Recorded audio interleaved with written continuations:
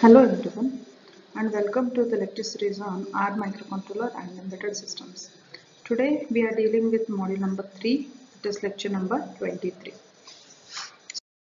In the previous lecture we have covered about the components of an embedded system as well as the processors used in an embedded system.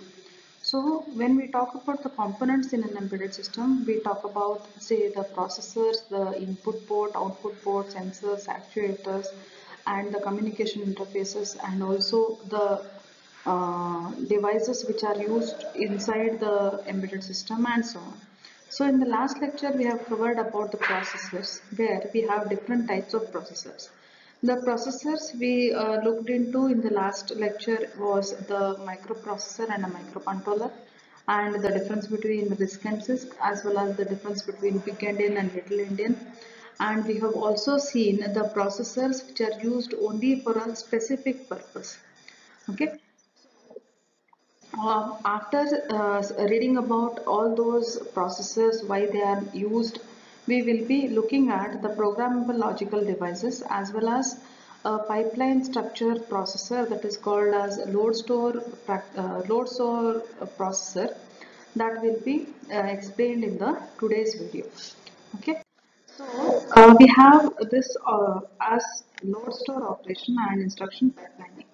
Load store operation and instruction pipelining is nothing but whenever we talk about a pipelining, it means that we will be using the prefetch operation or the instructions will be prefetched by the processor and you will be getting the pre-processed data or prefetched data into the processor.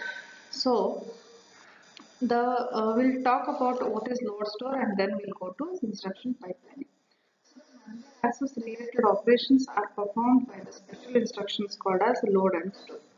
As you have studied in the first module, we had LDR and STR. Those two are the instructions used to load and store the instructions in the register. Then what happens here is, if operand is specified as a memory location, the content of it is loaded to a register using a load instruction. So, whenever I want to load the register with a value, then we'll be using a load instruction. And whenever we want to get the value from the register, then we'll be using a store instruction. That is what is listed here. The instruction store stores the data from a specified register to a specified memory location. This is a concept actually. We are taking out the data from a register, we'll be preferably using a store instruction, and whenever we are transferring the data to a register, then we'll be using a load instruction. So these two are the load and store operations that will be taken out. So we have an example here. The example says that suppose x, y and z memory locations, we want to add x and y and store the resulted location set. Load store architecture, the same is introducing 4 instructions. So here what happens is, I want to store the value of x, y and then the 2 should be added and then I'll be getting the value stored in the register R3. So here what happens is, this is one instruction, this is second instruction, this is third instruction and this one is fourth instruction. It actually happens in the processor side.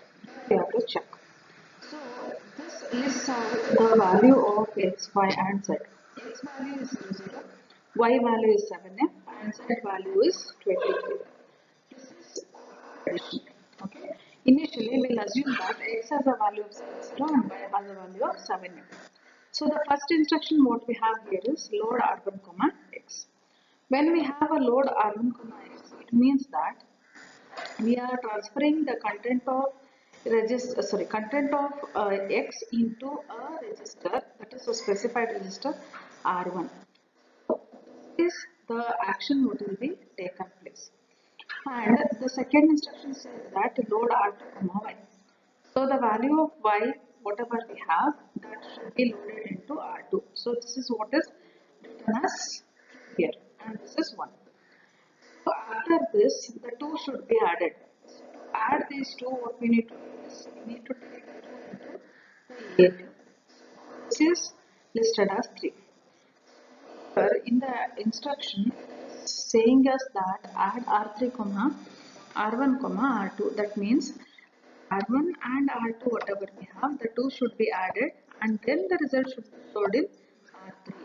So the third operation what is taking place in this particular processor is R1 should be loaded to ALU and after addition it should be loaded into the register R3. So this is the third instruction. The value will be loaded here. Store R3 comma set, that means the content of R3 in the register will be loaded into this location called as Z. So what happens here is you will be having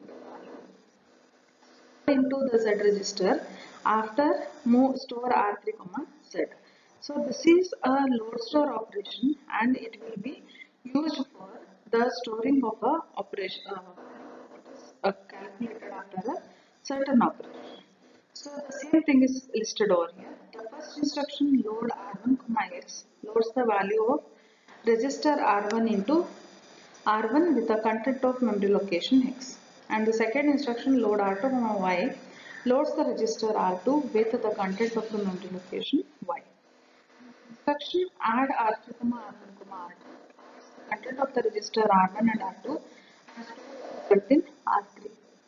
Then what will the next instruction, that is store R3 comma Z, it stores the contents of the register R3 in the memory location Z.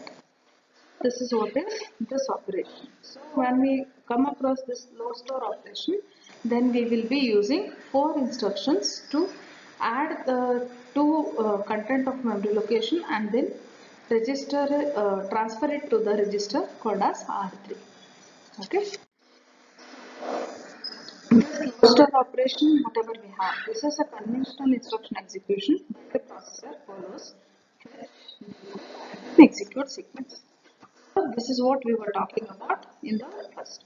When we have this fetch operation, this fetch instruction from the just the instruction from the instruction from the memory and then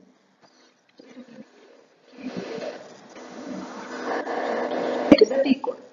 Once we have decode operation, it will be decoding the instruction to generate the necessary control signals. So here we do fetching of the instruction from memory or from the code memory. Then it will be decoded whether it is a arithmetic instruction, whether it is a data transfer instruction, whether it is a logical instruction, that will be decoded here. And after this, the next operation that is called as execute. This execute stage reads the operands, performs ALU operation and then stores the result. So this is the 3-step process where we will be taking care of the fetch operation, decode and then execute. This is a conventional program execution. All the processes by default they use this particular thing until and unless they don't use a instruction pipelining. So then what happens is the conventional program execution, the fetch and decode operations are performed in sequence. Consider decode and execution together.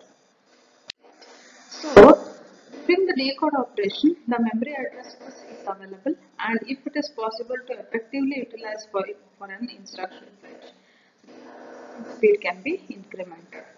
So, the next concept what we have in the thing is instruction pipelining. Instruction pipelining is nothing but it is just overlapping of the execution of the instruction. That means when the current execution is being decoded and executed, the next instruction can be fetched.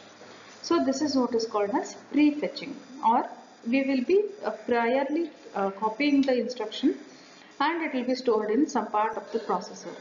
So this is what is called as pre-fetching of instructions. When we do pre-fetching of the instructions, at that time it will be saving the time of the processor as well as it speeds up the execution.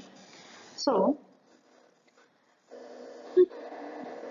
overlap execution of the instructions, that is, the instruction is being decoded and executed, the next instruction will be fetched.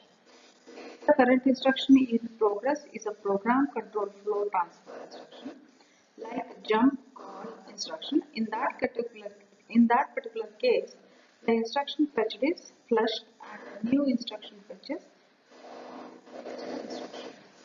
So similarly, whenever the current instruction is instruction is executing, the program counter will be loaded to the next instruction to be executed. Jump instruction. This is very important. In case of jump and branch instructions, at that time, the whenever we give say jump to a location, then the program counter will be loaded with a new address of the instruction where it has to be jumping.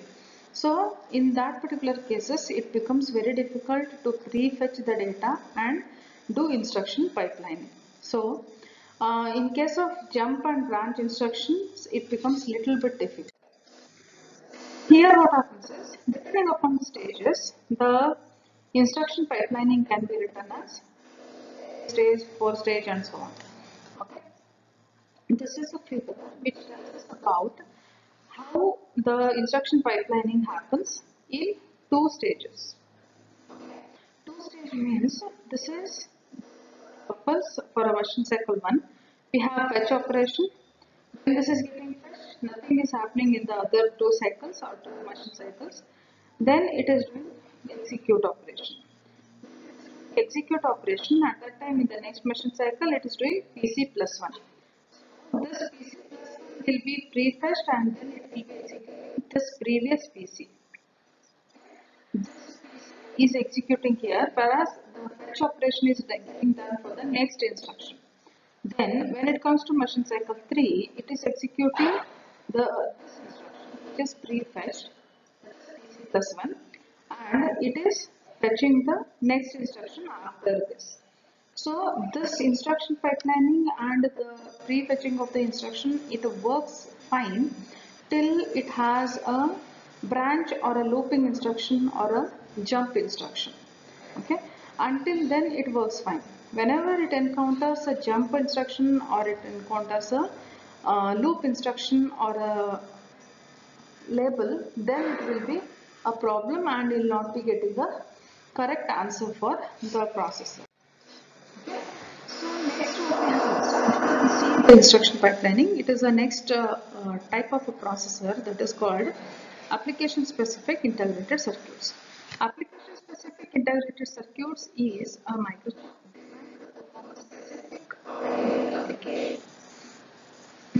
is used as a replacement to the conventional general purpose logic chips.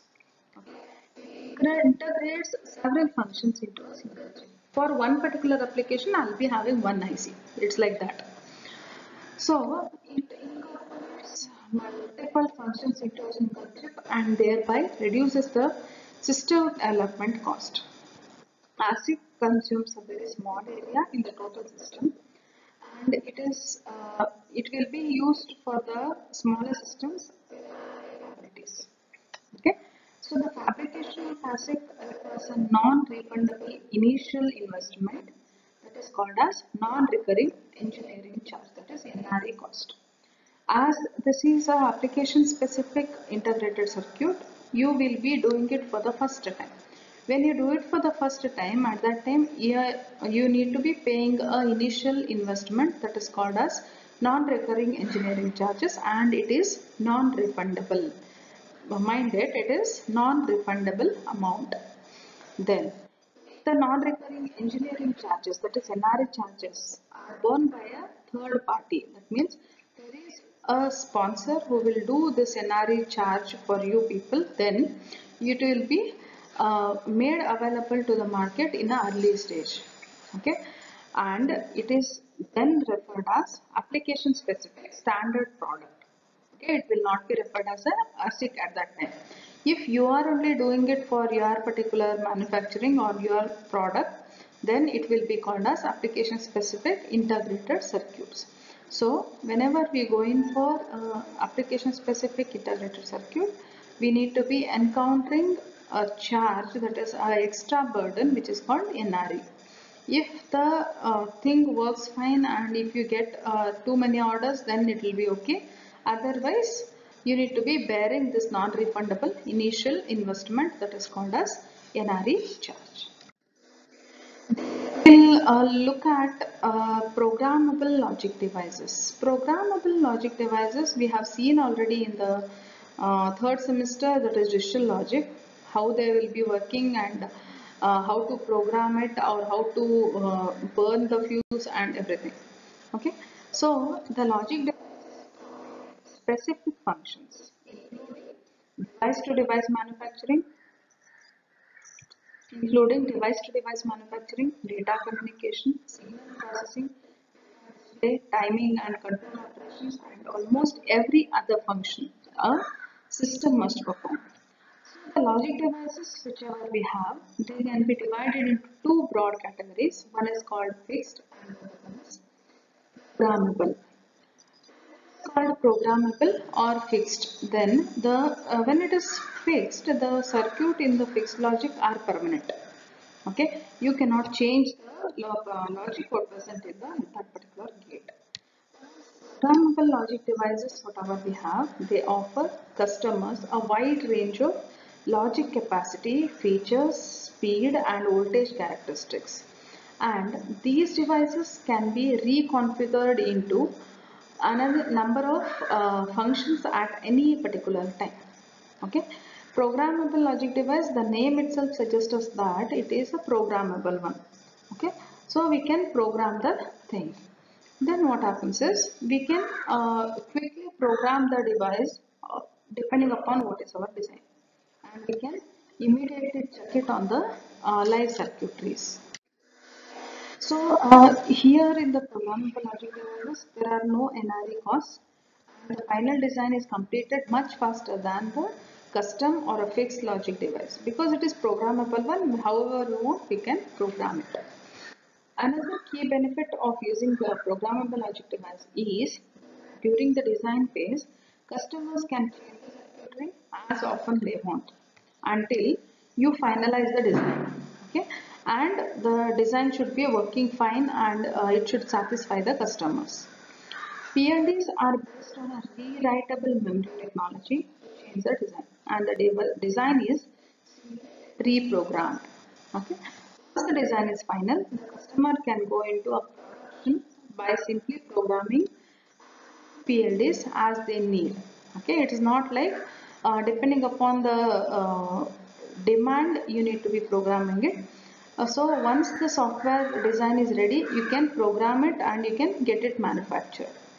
So when we talk about the manufacturing, we come across the two types of programmable logic devices actually. One is called FPGA and the other one is CPLD. FPGA is field programmable gate array. CPLD is complex programmable logic devices. Have a differentiation between FPGA and a CPLD. FPGAs offer a higher amount of logic density, most features and highest performance. CPLD offers small amount of logic. It will be having smaller amount of gates also.